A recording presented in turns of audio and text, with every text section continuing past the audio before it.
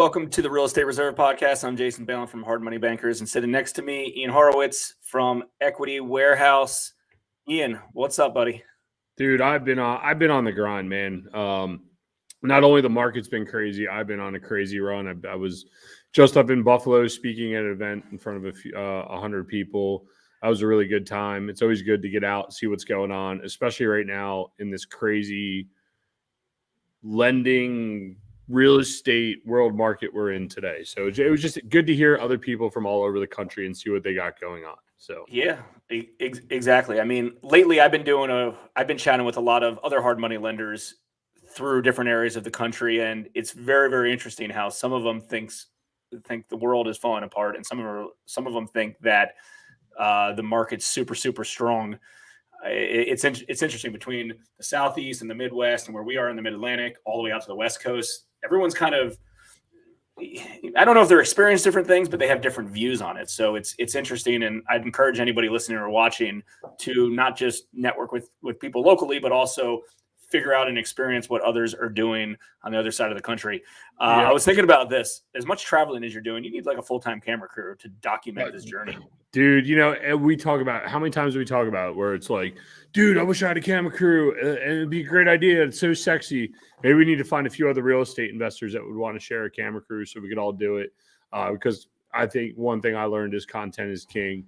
And it's just good to get out and document. More importantly, we both have, to go back to your other statement, we both have mastermind events that we're both hosting individually coming up.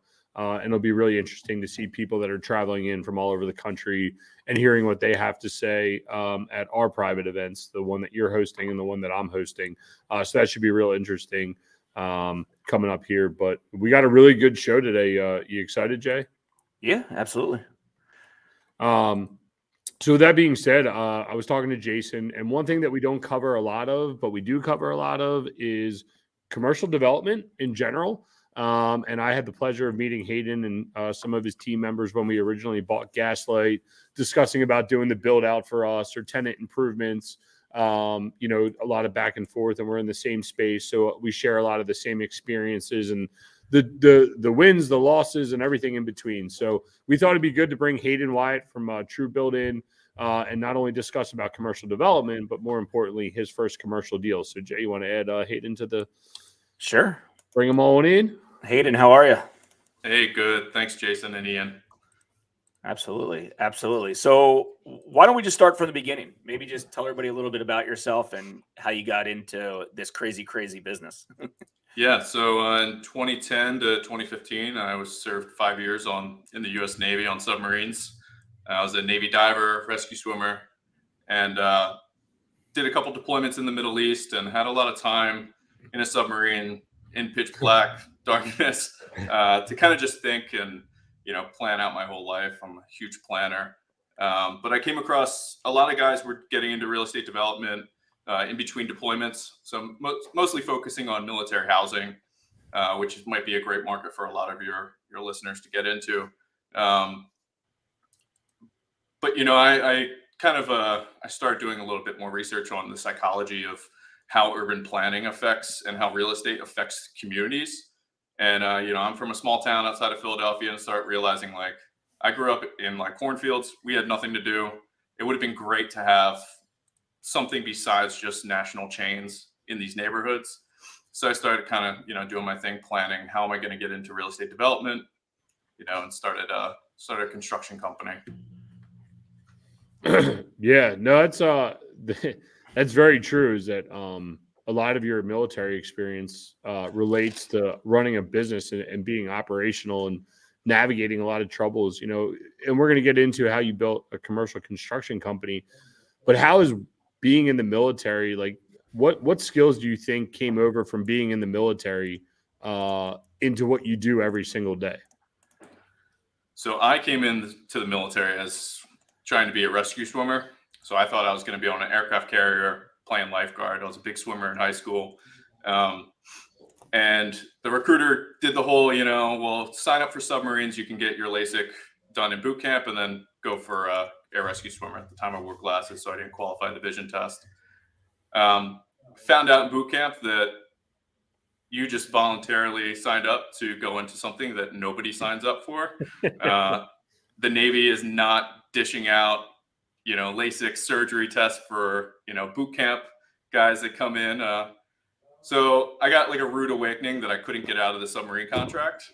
That was something where that mentality of like, all right, we're just going to do this. Like, we just have to go through, a year of submarine school up in Groton, Connecticut during these horrible winters where we're shoveling the entire base, 3 feet of snow.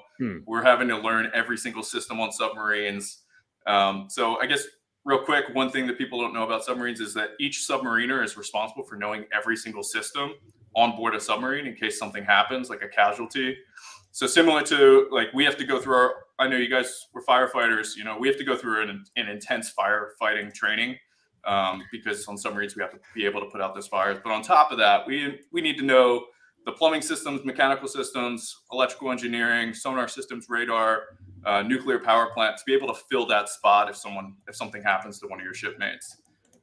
So it's pretty intense. Well, I think to connect the dot for some of the viewers, because I come from that background of, a first responder, the military, is that knowing all the systems, right? Like, how many guys get into real estate, and you probably see it, and maybe not so much in the commercial world, but we see it in the residential real estate space all the time, is I got money. And then all they know is how to deal with money, and they fix their problems with money rather than like understanding what it takes to get the deal done. You don't need to know how to put a bathroom together or run all the plumbing or the HVAC in your house, but you should have an idea if something feels like it's not right or it's wrong, or understanding what people are going to do and pre-plan for what your other shipmates or your other team members are going to do. Because it was the same thing in the fire department. I had an understanding of what the other engine companies or the other truck companies were going to do. So when I make my move, we all kind of know, and it's a coordinated chaos, right? I'm sure you guys have used that word in the military before. So, that experience basically taught me eventually it's going to be over. You have to make the best of your situation. So I went ahead and, when you get on board to a submarine, you have 12 months to earn your fish. So that's your dolphin pin. And that tells the rest of the crew, your shit. They welcome you into the submarine community.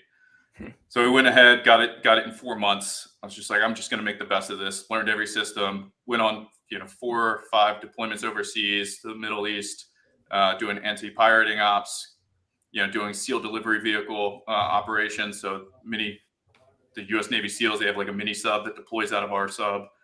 So I was just like, all right, how do I join that? How do I get a part of that team? How do I make the best of this situation? Meanwhile, in the submarines, you have to read schematics. You have to know all these diagrams, similar to, building plans, similar to mechanical systems. But you have to know how it all overlays on top of each other. If you're dealing with mechanical, how's that going to affect your sprinkler? How's that going to affect, your electrical systems? And that's where I really start to understand, like, commercial construction is what I want to get into. It's very easy transition for me to go from submarines into commercial construction because commercial buildings are really just submarines without nuclear reactor plants. Yeah, I mean, you went all in on it, and that's and it's the same as startup business the right way. I mean, so many people call themselves real estate investors, but are they really real estate investors? They flip some properties, they buy a thing here and there, and they rinse and repeat it, and they don't have the core skills. They don't even know how it kind of worked, right? And that's happened a lot, I should say, over the last 10 years as the market's been good. And I think folks that have not devoted a lot of time and energy to this business are going to get kind of left by the waysides over the next few years. And a lot of this doesn't have to do with, hey, I've been in this business for so long. And it's like, did you go all in on this? Like, are you focused on this? Do you know what it's at? What you're doing in this case? So I'm guessing I was going to ask a question, why commercial over residential? Just because a lot of folks, I think, lead to residential first. And I don't know if that's because they can relate to it more, if the properties are cheaper. I'm not sure why, but it seems like they do. Is your history and kind of submarines and stuff? Is that why you kind of were attracted a little bit more to the commercial side of investing and building? So my dad was a residential GC and architect back before you needed like an architectural license. So he was designing and building beach houses in Jersey Shore, in Philadelphia. He was also a custom cabinet maker. I'd bring him lunch to his construction sites like every day. But I start to kind of see the emotional impact that it was having on him dealing with customers that were also emotional. And I was just like, it's a big difference between residential and commercial, is just the emotion that's involved in it. I love it. So I really enjoy commercial because you're dealing with employees that are responsible for getting this project underway, and their asses on the line as well. And the vision is already put together. There's no guessing, who's in charge of what. Everybody has their roles, so it's very militarized as well. So I love it. You're dealing with a more sophisticated clientele. Yep. I mean, that's why in the lending side, I don't do consumer loans. We do business to business loans with sophisticated real estate investors that know what they're doing. Like on the back end, your life is so much easier. So that's, I can relate to that a lot. Yeah. And then like also with like the commercial world, I guess it's not only the budgets maybe are bigger, right? Like that's not really the big thing, is that it's like timelines, right? And I think you brought up a good point in regards to everybody's asses on the line versus the emotional. Well, I'm redoing stuff at my house with my own guys right now, and I'm still fighting with my wife on what type of coffered ceiling we're doing, what type of backsplash we're doing, right? Like that emotional response to what's being done. I guess, can you kind of comment like what you've seen, working in the commercial world, like some of the benefits of working not only on commercial real estate, but commercial build outs. And, what do you think like kind of the future for it is? So as far as starting a company, like running a commercial construction company, or just doing the actual projects? I would say like on the commercial construction side of things. I mean, I would presume that there's more of a runway. I would assume consumers probably with the emotional side of things, and correct me if I'm wrong, as markets change and things tighten up and gas costs more money, the project gets pushed to the end because they're like, oh, I can live with it. But a restaurant is changing concepts. They don't have a choice but to change it, right? Yeah. So there is like there's a common misconception that there's multiple layers to commercial construction. So you brought up restaurants. So restaurants, the average restaurant owner or build out, the margins are super low. They want everything done pretty cheap, and they want to just use Chuck and his truck to do the majority of it. But they have strict deadlines, right? Because they have to open, and the cost of the construction is being covered by how much money they can make, running that restaurant.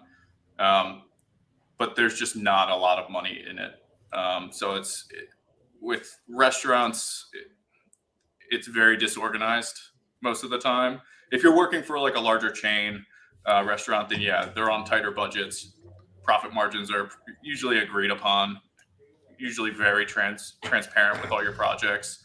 But in commercial construction, I mean, especially for like state jobs or building schools or doing like apartment complexes, the margins are only you're looking at between 6 and 12%. You're not really making a lot. It's super competitive, especially when a bid is on the street. Whereas if you can create a brand that you can people understand, Southway Builders is a great example of that. Their slogan is built with integrity. You're building a multifamily house or a multifamily unit, there's really only a few names that you would trust to do that. Right. And Southway is one of those. They're not the average person that is doing one of those complexes. They're not putting that bid out on the street. They just know that they're going to go with Southway. But for a lot of other interior fit outs and whatnot, where, they put the bid out on the street, you're bidding against people that have either been here for 30 years and they're okay accepting a margin as low as 6%. But when you're just starting a company, it's really hard to get into commercial construction. Yeah. Residential, I mean, you're looking at 30% profit margin on some of your projects there. But a lot more hiccups happen on residential properties. So it's what is that profit worth, to you? Can you knock out multiple commercial construction companies at a lower profit? Or can you, just do one or two residential at a time? Yeah, the volume game. But, the volume exchange for the removal of emotion to me is well worth it, right? Like when we Same. we hold our MHIC license, we've never really done work for any people outside of ourselves. Maybe once in a while we'll send our guys to go help a friend out. Be like, hey man, this needs to get done for a friend of ours, but we're not making money on it. I can't do it. I don't know how people do it. Change orders. They don't like something. This thing's, I mean, even when we were flipping houses, it was happening, and we didn't even work for the damn customer. You know, it was the end of the world. And we made a decision early on never to work for anyone. And I totally respect where you're coming from on that. So, so with that being said, like, so obviously you're grinding out. You did some like massive work, and you're being very humble about it. It's probably your military background, but like you did a build out for those that don't know, DeWalt's in our backyard in Baltimore. You did their build out for their offices. You've done some larger, I mean, big scale projects. Like what dollar amount wise, what's one of the largest projects you think you've done for a commercial job? So just Stanley Black & Decker in Towson is $20 million a year of construction and renovating the old Black & Decker plants where they used to manufacture the actual drills, turning them into DeWalt Craftsman testing facilities where they're like, they have robotics that are pulling the trigger on a drill to see how many times it takes before it fails, drop tests, battery explosion tests to see how much damage a battery in DeWalt drill can take. So those facilities, I mean, we were just renovating them like over and over again and bringing in a lot of partners, building up, working with other GCs to partner on those. But yeah, roughly around $20 million a year for DeWalt. And then for truebuilt, our projects, I mean, largest project we've done is probably $2.5 million, and that's for Social Security. So doing an interior renovation for them down in Lanham, right outside of DC. Yeah. Yeah, that's awesome. So, you're doing these big projects. Obviously, you're building a team. How big is the team over at truebuilt? So we only have 3 people. So I'm pretty proud of it. Yeah, I'm all about systems. So I have a superintendent, I have a project manager, and then there's me. So I'll step in as executive project manager when I need to. But for the most part, I have 2 extremely loyal, very smart individuals that are working with us, and they pretty much run truebuilt. They're our bread and butter. So we've kind of shifted more towards like facility management. So at Stanley Black & Decker, I noticed that we as the GC, the GC would just kind of leave the project as soon as it was done, and we were left managing how the employees interact with that space. So it's something that I want to add to commercial construction, is that once you're done a build out, instead of just a year warranty on your project, offer like a service afterwards, to come back, make sure that, it's not just a one and done deal. You're going to continue to follow up on the property and make sure that all the systems check, and then be a part of, any future renovations that they want to do. Yeah, makes sense. So do you use third-party vendors for, administrative stuff, bookkeeping stuff, accounting stuff, things like that? I'm always intrigued at how, different entrepreneurs run their businesses. Yeah, I mean, hire the experts, right? They're going to be cheaper than hiring an employee. There's not any emotion involved into it. It's transactional. It's a partnership that you're building with, our CPM, our law firm that we partner with. We have on retainer for anything that comes up. And we have 3,500 subs that we use throughout the state of Maryland, PA, and Delaware. Nice. No, I mean, it makes sense. I mean, Ian and I always talk about size of our businesses, and it's never been too attractive to me to just have, I got a buddy that has a few hundred employees, and I'm like, whew, that's got to be challenging. That's a lot of weight on your shoulders. And there's a lot of businesses that have, very high top line revenue and bottom line revenue. And they don't need to go in that direction. There's other ways to do that. If you're a real estate investor, if you're watching or listening to this, and you're in real estate, and real estate in general is good about that. You don't necessarily need full-time staff in-house to do some of these things. Yeah, and I sent you a message, Jay, because I think we should bring it up, is that Sam Zell, I mean, that guy, I don't know if you've listened or read the book, Am I Too Subtle, Haydon? But Sam Zell created some of the largest real estate funds and have owned a lot of real estate with a very tiny team. And I think today, with the amount of fractional employees you can get, we're in the process of hiring a fractional CFO / bookkeeping team for some of our residential properties. You can hire fractional administrative assistants. You can hire VAs to do everything. I don't think enough people utilize it. And it was actually a topic of my conversation this past weekend in Buffalo in regards to KPIs. Whether you're a one-man band or you're a full-blown team, you wear all the different hats, and you need to figure out how to maximize your time when you're wearing that specific hat. CEO, CFO, COO, boots on the ground, whatever you're doing that day, you need to figure out how to maximize that time out. And if, like you said, there's third parties out there, especially nowadays with everything on the internet, utilize them and do it and go. And I think you're making a really smart decision by staying streamlined, because if you reduce your overhead, you can withstand a lot more troublesome markets, right? Yeah, I mean, Ian, I think in one of your latest videos, you mentioned, we all have a duty to earn as much money as possible for our family, given, that I guess coincides with our lifestyle. Correct. And for me, I thought I always wanted, 100 something employees. But then I started to realize, like, that's just more oversight. Then you have to hire a VP that's overseeing it. You're further removed from your mission and from your cause and from your clients. And it just, like, then what, you're at the office 24/7. I have an 18-month-old little girl named Rowan, and, she's my world. So I want to make sure that, I can trust my team with our clients and still be a part of it, still have a family life, and make as much money as possible. Yeah, that's right. That's 100% it. You make as much money as you possibly can, as long as you do not violate your core values. Some people call it vision. Some people call it anything else in between. I call it core values. Make as much money as you want. Don't violate what your core values are for you and your family and your business. If you're outside of that, you will know it. It won't feel right. It will feel like you're just grinding it out. It'll feel like you're lost. Whereas if you're in line with your core values, the money that comes in is an ancillary byproduct of all that. So keep it moving along. So you're grinding out. You got a nice sized team. You've been in business for several years. Obviously, I would assume at some point you're going to do some commercial development on your own. You want to talk about the first property that you bought? Yeah. Whether it was residential, commercial, what you decided to do. Yeah. So when I was, on deployment, kind of just in the ship's library, sorting through some books, finding something to read, I came across urban planning and the impact on small urban spaces that real estate can have. And being from a small town, I wanted to make sure that anything that I do real estate related would benefit somebody like me growing up in, basically right between suburb and rural PA. So I've been meaning to start this real estate company. It took a lot of courage to I'm pretty risk averse. So, it took a lot of courage to be like, you know what, you just have to pull the trigger. You have to stop eventually asking everybody for advice, and just, sucking that brain power from other people and just pull the trigger.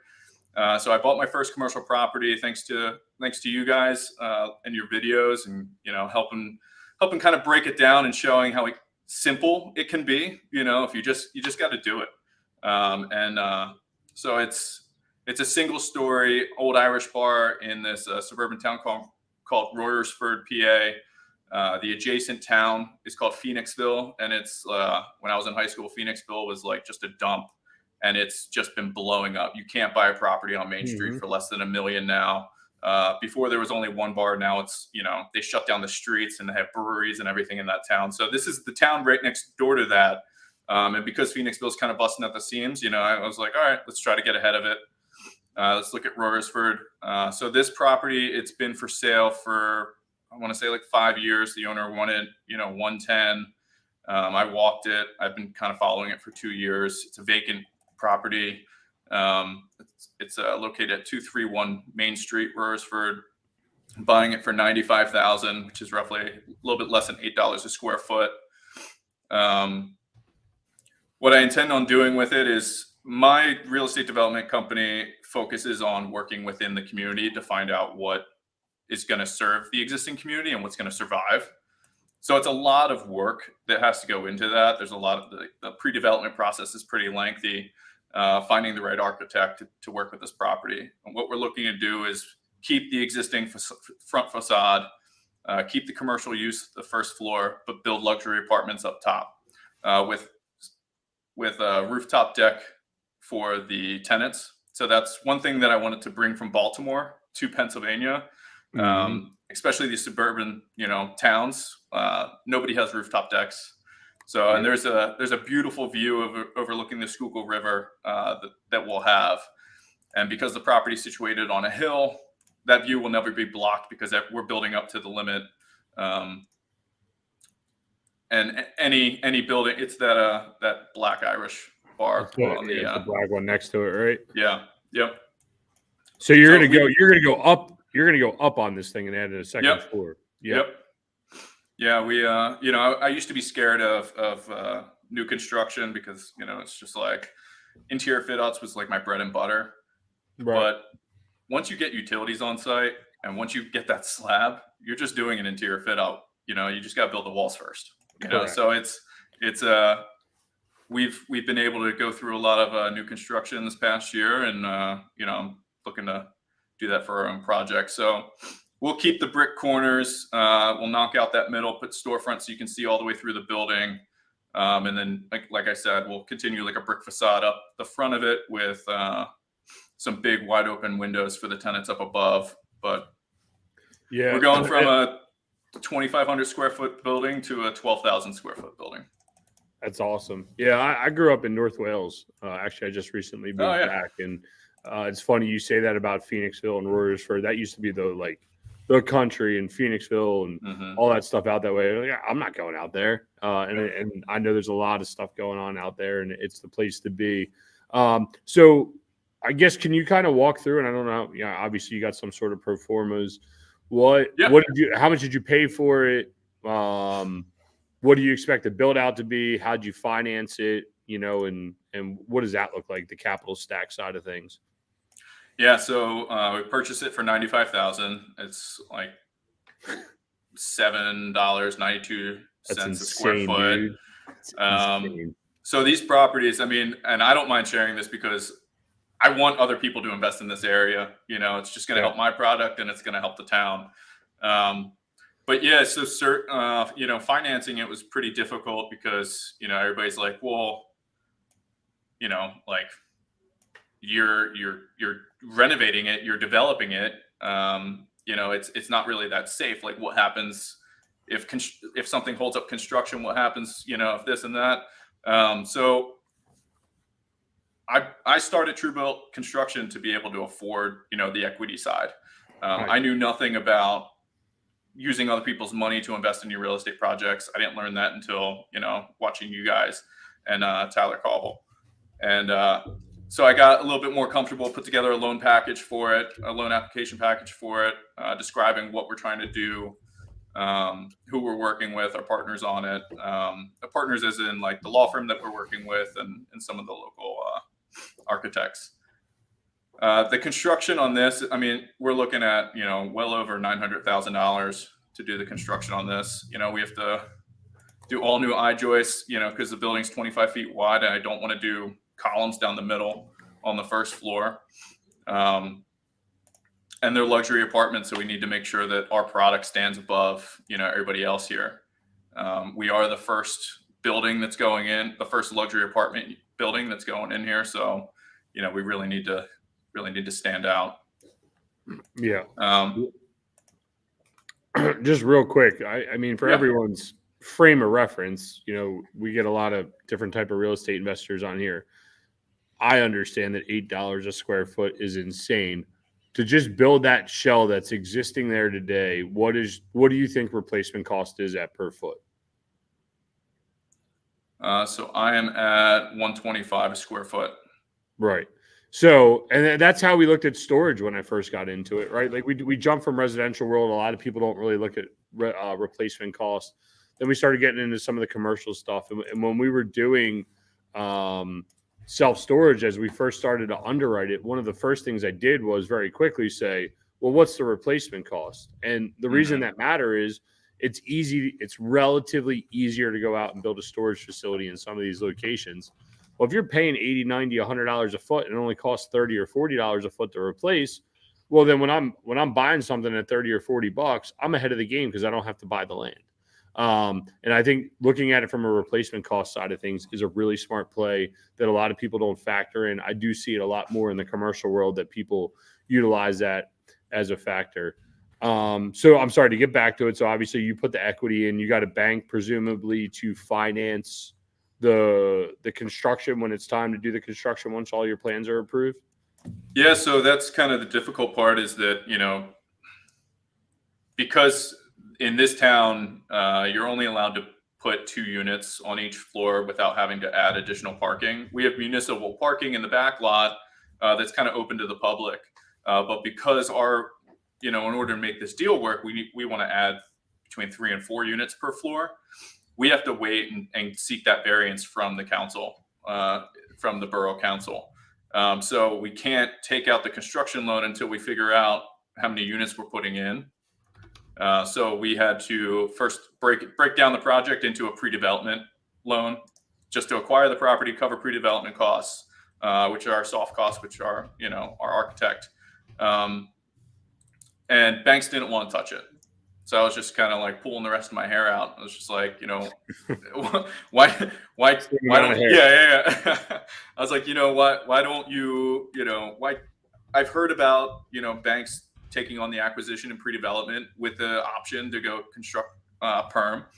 And banks were like, well, just get the variance and then come back to us. We want the construction loan. So nobody would give me the loan for the acquisition. So I went to a hard money lender for the acquisition of it, showed them, my truebuilt, financials, my personal, tax returns and everything. And they're like, yeah, we'll back you, no problem. Sorry, were you about to? Was that just for the acquisition though?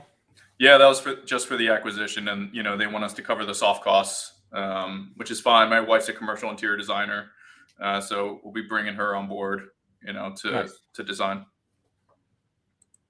And then did you mention the construction, or I guess you're not sure what's going to happen on the construction side yet. But after you acquired and you put some things in place, then you think you get that bank construction loan? Yeah. So there's been, a lot of development on the street, on this main street that they've given that variance up to 4 units per floor. So we think we're going to get that. We went after, I signed a retainer with the law firm that worked on that deal. You got to spend money to make money. So, they'll be helping us out seeking that variance. And the construction, cost is based on getting between 9 and 12 units, on these 9,000 square feet, above the commercial space. I'm sorry. Wait, Ian, real quick. So is your plan going to be to keep all those as rentals? Or are you planning to sell this thing right afterwards? So the exit strategy is always to, have a backup plan that, once we get full leased up, sell it if we need to. But what I want to do is hold all these properties. I don't plan on selling any of our investments, especially with our mission to work within the community. We don't want to just get everybody's, partner with the community, sell them on this project, and then go sell it to somebody that can't maintain the property or wants to do something different. Yeah. And so the soft costs are rolled up in that $900,000, or how much do you think soft costs are? So $4 a square foot we usually use for architecture fees. Okay. Yeah. And these are a lot of things that people don't realize. I mean, I dealt with it on Gaslight. We kind of took our residential real estate world of just saying, we'll figure it out. And then when we were doing our loan, they're like, yo, you need soft cost money. So we just tossed it in there, kind of presumably with really no feel for what it is or what it's required. But soft costs are a legit thing when you're doing new development or some commercial deals where you got a heavy lift with architecture and all that kind of good stuff. So I think that's a really good point to bring up. But what I do want to ask you is, so I guess roughly we're going to be into this thing for 1-1-ish, right? If I'm kind of following you along. Yep. What do you expect rent roll to get to or be at when you're fully stabilized? So rents will be for the commercial space, it'll be $19 a square foot. For the apartments, $14. So net operating income after year 2 would be roughly around $130,000 a year. Cap rate evaluation for, our maintenance would be, at like an 8 cap, you're looking at 1.5 on the second year. Yeah. So it's And significant value at, yeah. Yeah, and I think 10% on this amount of development that you're doing on a commercial project is probably advantageous. Maybe, well, it's a little bit higher, right? Maybe closer to 11% non-leveraged return, right? And I think that's a good number for what you got going on, for the amount of work that you're about to do, and something that you want to keep as a legacy asset. I mean, that thing should trade. Who knows what's existing right now, but I got to assume it's going to trade somewhere between a 6 and an 8. And if you can do that, I mean, you're talking upwards of potentially $2 million on all-in cost of $1 million. You're hitting a nice double, and you should have that. Your lenders will be nice and secured and taken out. So that's awesome, man. What do you plan on doing for day-to-day management on the residential side of things up there? Looking at local property management companies. I mean, these are small towns, so there are a lot of mom and pop shops. So costs to get into suburban, towns is pretty low to maintain these properties. Yeah, it's just partnering with the right people. And so what do you think? So I guess here's a good question for you, because a lot of viewers ask me how we do our self-storage stuff from afar. And I say, well, it's self-storage. Nobody's living in my unit, so it's not the end of the world to me. You're about 2.5 hours from where you are. You're going to run a massive development project, 2.5 hours from where you are. What is that like? I mean, how are you going to manage the day-to-day during the construction process? And how did you get over that mentally to be able to say, you know what, I am going to buy this 2.5 hours away, hometown or not, it doesn't matter. Mm-hmm. You're still 2.5 hours away, and you're doing a $1 million project from that far. Yeah, so I guess there's two things to that. Is one, I was originally planning on doing the construction with our construction team, Right. but that construction fee, I based it on not being able to do it myself, having to use a local GC, always assuming worst case scenario. So if we have a local GC, I have family that's in the next town over. My dad's still there as a GC and project manager. So, he'll be running that project. I never felt comfortable going to family for money, on some of these deals. I didn't want that emotion, but, if I can, help pay for, some people to be involved in the project and actually pay them like, a salary to either, oversee the project or to maintain the property. Like, I feel more comfortable about that. So yeah, I'll have my family involved overseeing the project. And then we're up there almost every other weekend to go see family. So, Nice. And with construction technology these days, I mean, we'll have an on-site camera being able to view the property in real time. Nice. Watch the What do you construction. utilize for construction cameras? Just out of curiosity, because we just did something at one of our sites. We have a fully vacant property. We did some sort of time lapse. I forget the name of it. Yeah, you're using like one of those like login security cameras that oversee the site. Yep. Nice. Yeah. So what do you think's next? Are you going to wait till this project's completely developed and stabilized before getting into the next one, or do you already kind of have your eyes set on the next project? Just out of curiosity. Yeah. So can I guess? Can I guess before he says it? Go ahead. I mean, your risk aversion tells me that you're going to be super cautious until this thing's headed in the right direction before you go and jump on another one. Just because you mentioned risk aversion early on, that you're very cautious. But I'd be interested to hear what you have to say. That's my guess. Yes. So truebuilt has been changing that mindset pretty quickly. So we'll be buying a couple properties on the street within the next year and doing projects simultaneously. I think it gives you more power, with 100%. The banks for sure. You can tell everybody, you can preach to the whole community like your intentions, but until you actually start doing it, people, they'll then believe you and they'll then want to work with you. So, and these, go ahead. No, go ahead.